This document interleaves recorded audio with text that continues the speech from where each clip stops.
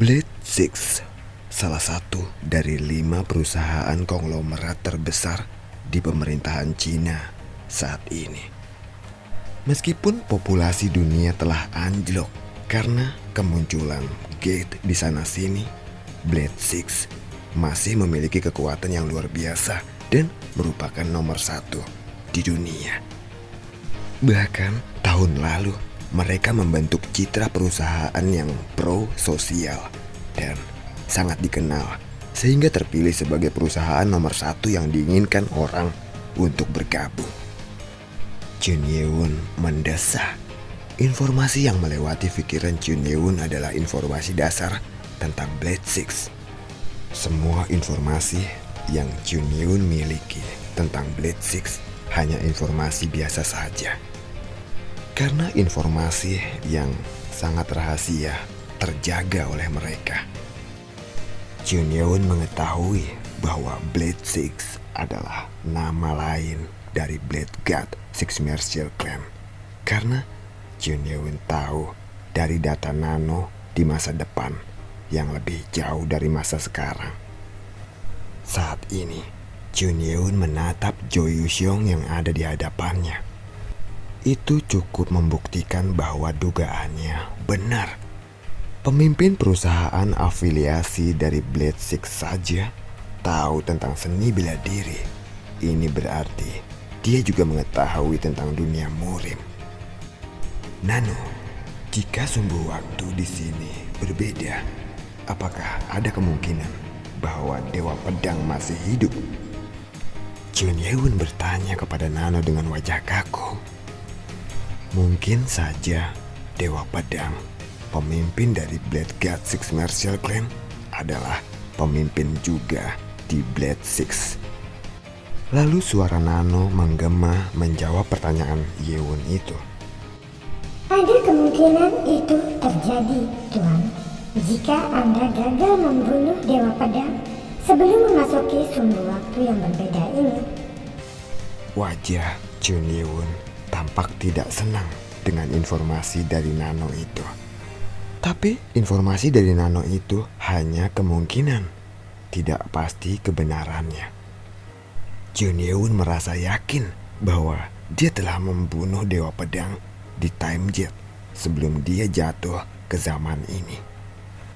Dia berpikiran bahwa jika Chun Ye-won sedang berada di zamannya, maka dia akan segera menghapus semua jejak dari klan Blade God Six Martial dalam 1 hari. Chun Ye-won menggigit bibirnya. Dia merasa bahwa ini adalah hal yang konyol. Dia tidak dapat menemukan Sky Corporation, tetapi dia berhasil menemukan klan Blade God Six Martial. Apalagi saat ini dia sedang ditawari untuk bergabung dengan mereka. Tuan, ada apa, Tuan? Jo Yuseong tidak bisa menyembunyikan rasa penasarannya pada perubahan suasana yang tiba-tiba pada Chun Ye-won. Reaksinya benar-benar berbeda dari yang diharapkan Jo Yuseong, dari seseorang yang akan diperkerjakan oleh perusahaan besar. Tuan, apakah ada sesuatu yang membuat Anda tidak nyaman? Jo Yuseong bertanya lagi. Karena Chun Ye-won adalah karakter yang tidak terduga, dia sangat berhati-hati.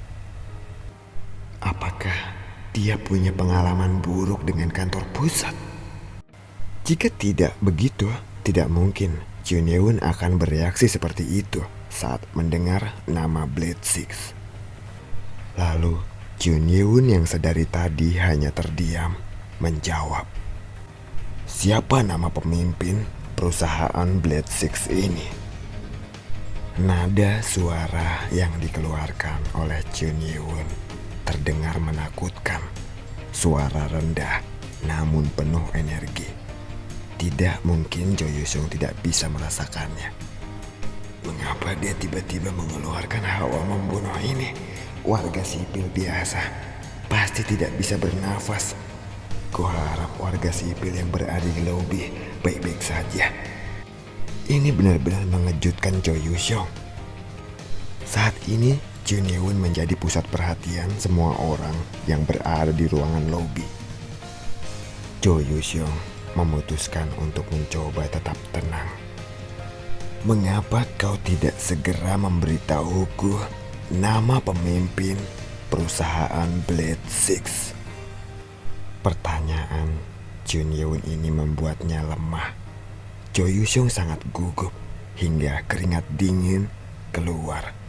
Lalu Jo Yusyong menjawab pertanyaan Yeun. Nama pemimpinnya adalah Geum Seong Ryong. Geum Seong Ryong? Jun Yeun mengerutkan kening mendengar itu. Dia berpikir bahwa nama Dewa Pedang yang akan disebutkan, tapi ternyata tidak. Tekanan pancaran hawa membunuh Jun Yeun segera reda dan menghilang. Kaki Jo Yusyong yang gemetar lemas sekarang rileks kembali. Sebenarnya ada apa dengan orang ini? Kehidupan sekeras apa yang dia jalani selama ini? Jo Yusyong semakin penasaran dengan Jun Yeun. Dia hampir lupa bahwa mereka saat ini masih berada di lobi. Setelah berhasil menenangkan nafasnya, Lee Hyun, sang pengacara, berbicara. Aku dengar presiden dari kantor pusat terkenal di antara para pendekar murim. Apakah Anda mengenalnya? Apa? Jo Yusyong menatap pengacara itu dengan mata terkejut. Dia berbicara dengan ekspresi riang, seolah-olah tidak ada yang terjadi. Tidak mungkin. Apakah hanya aku yang merasakan tekanan hawa membunuh itu? Ini benar-benar di luar akal sehatnya untuk mampu memancarkan energi buas sebesar itu hanya untuk satu orang. Sulit diterima dengan nalar. Qi adalah sejenis energi, tetapi ketika digunakan dalam jumlah yang tinggi, orang lain akan dapat merasakannya. Tapi mengapa Lee Hyun, sang pengacara ini, tidak merasakan apa-apa? Aku sepertinya telah salah paham. Orang ini tidak berada di level awal superior. Dia tampaknya telah mencapai level akhir superior. Mempertimbangkan usia Jun Yeun, Jo Yusyong berpikir bahwa Jun Yeun berada di tahap awal superior. Tapi ternyata dia salah. Lalu Jun Yeun bertanya kepada sang pengacara, Lee Hyun. Apa maksudmu bahwa dia adalah orang yang terkenal? Apakah Anda tahu Tuan bahwa presiden kantor pusat adalah wakil presiden dari asosiasi murim? Wakil presiden? Ekspresi Jun Yeun semakin menegang mendengar kata-kata wakil presiden. Informasi dasar tentang asosiasi murim yang telah ditransfer ke otaknya lewat nano secara alami muncul di benaknya. Asosiasi terdiri dari 12 eksekutif dengan wakil presiden dan presiden di atas mereka. Fraksi keadilan. Dikatakan bahwa petugas asosiasi murim adalah anggota fraksi keadilan. Meskipun nama-nama eksekutif tidak diungkapkan dalam situs web, pejabat di Departemen Murim dan bidang serupa lainnya tampaknya mengenal para eksekutif. Apakah masuk akal Blade God Six Mercial bekerja sama dengan fraksi keadilan? Mungkin saja itu bisa terjadi dalam ingatan Jun Yeun. Walau nama mereka adalah fraksi keadilan, tapi tingkah laku mereka sama sekali tidak adil, malah lebih dekat dengan kata kekerasan. Bahkan jika diperlukan, mereka tidak keberatan dalam mengambil ratusan nyawa. Apakah Anda tidak mengenalnya, Tuan? Tidak. Jun Yeun menjawab pertanyaan Lee Hyun dengan menggelengkan kepalanya. Karena dia hanya memperoleh informasi dasar, dia tidak tahu ini. Dia tidak mengenal presiden kantor pusat. Kurasa dia benar-benar pendekar murim dari pelosok. Melihat reaksi Jun Yeun, Jo Yuseong berpikir dalam hati seperti itu. Jika dia tidak mengenal presiden kantor pusat, tokoh paling terkemuka di dunia murim, maka dia berspekulasi bahwa mungkin Jun Yeun ini belajar seni bela diri di tempat terpencil seperti pegunungan. Sayangnya, dia agak sedikit susah dikendalikan. Mereka berdua tidak bisa menangani Jun Yeun, dan Jun Yeun sangat kuat sehingga dia bisa mengendalikan energinya dengan luar biasa. Untuk saat ini, kita akan mencoba untuk mengikuti kemauannya. Tapi jika masih belum berhasil, kita tidak punya pilihan selain menyerahkannya kepada direktur. Jo Yuseong mencoba mengatur siasat dalam pikirannya. Tuan, jika Anda merasakan sesuatu yang tidak nyaman, aku bisa menunda pertemuan Anda dengan atasan sekarang. Oh, tidak. Bukankah kau tadi mengatakan bahwa kita akan bertemu dengan direktur perusahaan ini? Iya, benar Tuan. Jun Yeun masih memasang wajah kaku. Di dalam gedung ini, Jun Yeun merasakan ada lebih dari 100 prajurit. Di antara mereka, 2 orang tampaknya memiliki jumlah energi internal yang lebih besar. Mungkin salah satu dari kedua orang itu adalah sang direktur. Jun Yeun mendongak dan melihat kamera CCTV dipasang di lobi. Ada 40 buah. Itu jauh lebih banyak daripada milik Biro Keamanan Publik. Artinya, pengamanan gedung ini lebih ketat. Sudahlah, kita cari tahu saja dulu mau apa mereka sebenarnya. Karena Jun Yeun adalah tipe orang yang suka menyiksa orang untuk mendapatkan informasi dan kemudian membunuh mereka begitu dia mendapatkan apa yang diinginkannya. Saat ini Jun Yeun masih merasa jengkel karena keberadaan Dewa Pedang masih belum bisa dikonfirmasi apakah dia sudah mati atau tidak. Aku bahkan belum bisa menemukan di mana sekte iblis berada. Untuk saat ini, aku tidak usah terlalu menarik perhatian dulu. Jun Yeun yang sudah sedikit mengetahui bagaimana dunia saat ini berjalan memutuskan untuk diam. Tentu saja, jika dia tidak berhasil, dia akan kembali menjadi dirinya sendiri. Sekarang, aku ingin bertemu dengannya. Kemana aku harus pergi? Baik Tuan. Atas tanggapannya, Jo Yuseong menghela nafas.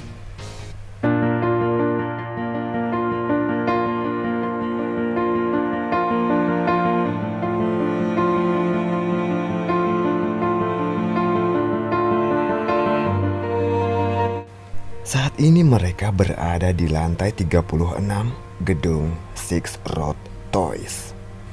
Lantai lainnya dibagi menjadi departemen dan karyawan. Tetapi lantai 36 didedikasikan untuk satu orang. Itu karena pemilik lantai memiliki otoritas yang besar. Tentu saja, dia bukan satu-satunya orang di lantai itu. 4 sekretaris wanita cantik dan 12 penjaga keamanan ditempatkan di sana. Lantai 36 terlihat lantai yang sangat glamor. Di sana ada bar pribadi. Lalu terlihat ada seorang pria berambut putih berusia awal 40-an mengayunkan tongkat golfnya. Orang yang berdiri dengan sopan di depannya adalah manajer umum Jo Yuseong. Kira-kira itulah semua yang terjadi, Pak Direktur. Orang itu bernama Yoon Moo Pyong, Direktur Six Road Toys. Dia mendengar laporan dari Jo Yuseong. Lalu dia membuka mulutnya sambil melihat ke arah tongkat golfnya. Dia memotong tanganmu karena kau terlambat sedikit. Iya, Pak Direktur. Benar-benar hewan buas yang liar. Lalu Yun Mo Pyong memasukkan tongkat golfnya ke dalam tas golfnya dan duduk di sofa. Dia duduk dengan menyilangkan kaki dan meminum segelas whiskinya sekaligus. Dan Jo Yuseong berkata lagi, "Jika kita benar-benar bisa mengendalikannya, maka dia adalah orang yang benar-benar berharga, Pak Direktur. Sejujurnya, jika dia benar-benar memiliki keterampilan dengan tingkat setinggi itu, ada baiknya untuk memperkerjakannya untuk masa depan kita nanti." Apakah maksudmu? Kau ingin mengatakan bahwa dia bukan kartu yang kita mainkan lalu kita buang? Benar, Pak Direktur. Melihat wajah Jo Yuseong, Yun Mo Pyong tersenyum. Kau bisa berpikiran seperti itu walaupun dia telah memotong tanganmu? Apakah kau benar-benar menganggap bahwa dia akan dapat sangat berguna bagi kita?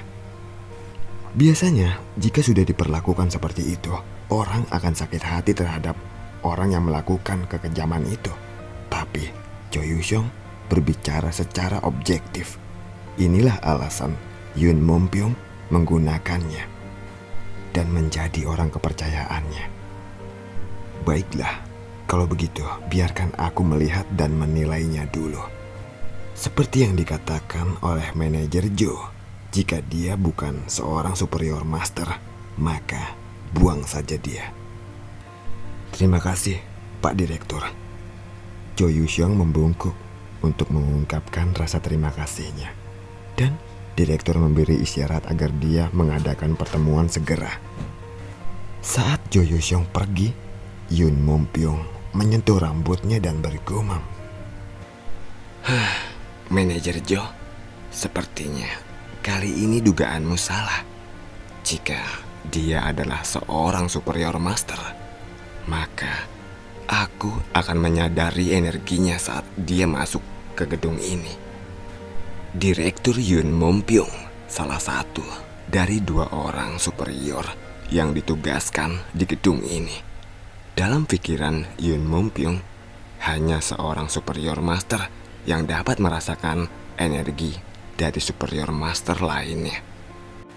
Tapi karena Jo Yuseong mengatakan bahwa anak yang dibawanya ini adalah seorang berusia awal 20-an yang berbakat, dia memutuskan untuk membiarkan Jo Yuseong membawanya masuk.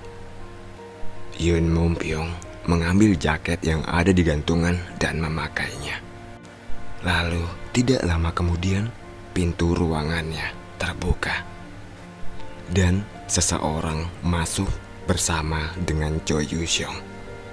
Yun Mo Pyong terkejut melihat Jun Yeun dengan kostum pendekar prasejarah. Benar-benar mengejutkan baginya.